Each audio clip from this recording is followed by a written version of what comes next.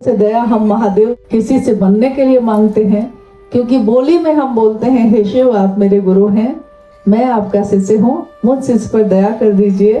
परंतु बोली में हम बोलते हैं मुझ शिष्य पर दया कर दीजिए, और वहां खड़े हो जाते हैं पत्नी बन के, बेटी बन के, बहन बन के, माँ बन के, क्योंकि भाव जो होंगे वही ना ग्रहण होंगे।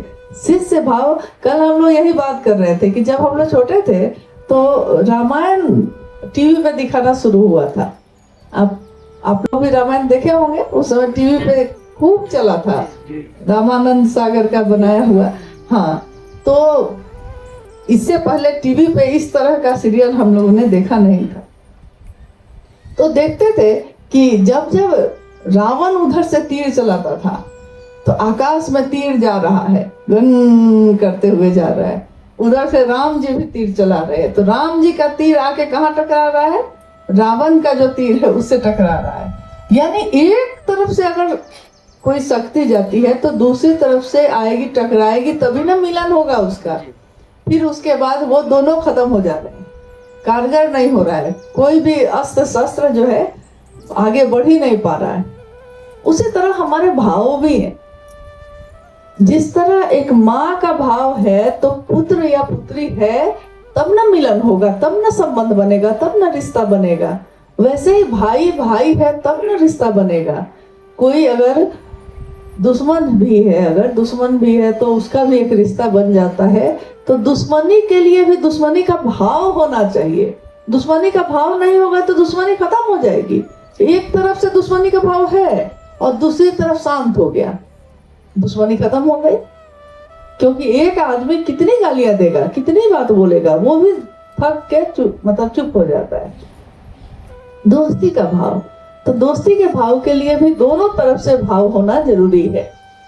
गुरु और शिष्य परंपरा में गुरु का भाव सतत प्रवाहित है, परंतु शिष्य का भाव भी मिलेगा तब ना गुरु भाव उसमें उतरेगा। शिव का अनुग्रह भाव जीव को शिव बनाता है, लेकिन जीव को शिव बनने के लिए जीव के भाव में खड़ा तो होना पड़ेगा शिव के सामने। तो गुरु के भाव के सामने शिष्य का भाव जब जाता है तब गुरु और शिष्य में एक संबंध बनता है, एक रिश्ता बनता है, जिसको गुरु और शिष्य की परंपरा कही जाती है, गुरु शिष्य संबंध कहा जाता है।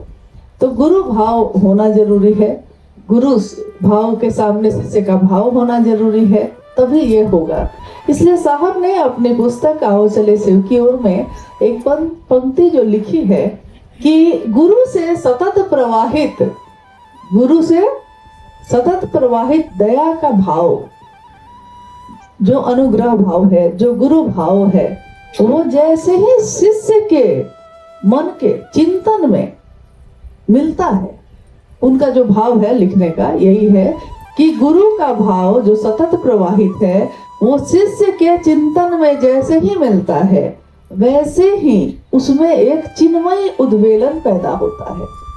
चिन्मयी का अर्थ होता है जो शुभ्र हो, जो शिव के ज्ञान से भरा हुआ हो, वही है चिन्मयी, यानी शुभ्र ज्ञान, ऊर्ध्वमुखी ज्ञान, जो हमारे मन को ईश्वर की तरफ ले जाता है। वो ज्ञान चिन्मयी उद्वेलन पैदा करता है, एक ऐसा तूफान पैदा करता है, एक ऐसी तरंग तेज पैदा करता है जो सारे बंधनों को, जितने भी स्वार्थ जनित बंधन है, स्वार्थ से बंधे हुए जितने भी बंधन हैं, उन सभी बंधनों को तोड़ता हुआ सर्वमय होता है। इसलिए व्यक्ति का मन उसके बाद सबके बारे में सोचता है, वो सिर्फ अपने बारे में नहीं सोचता, वो सबका चिंतन करता है, सबके शुभ के लिए सोचता है, सबका हित हो ये सोचता है। वो कभी ये नहीं सोचता कि सिर्फ मेरा हित हो, वो सोचता है वसुधैव कुटुम्बकम, यानी पूरी दुनिया ही मेरा परिवार है, मेरा कुटुंब है, यहाँ कोई पराया नहीं है। मैं शिव का शिष्य बनूं और दूसरे भी शिव की शिष्यता में चले। हर शिव के शिष्य का यही आग्रह होता है, यही वो प्रेरित करता है किसी को।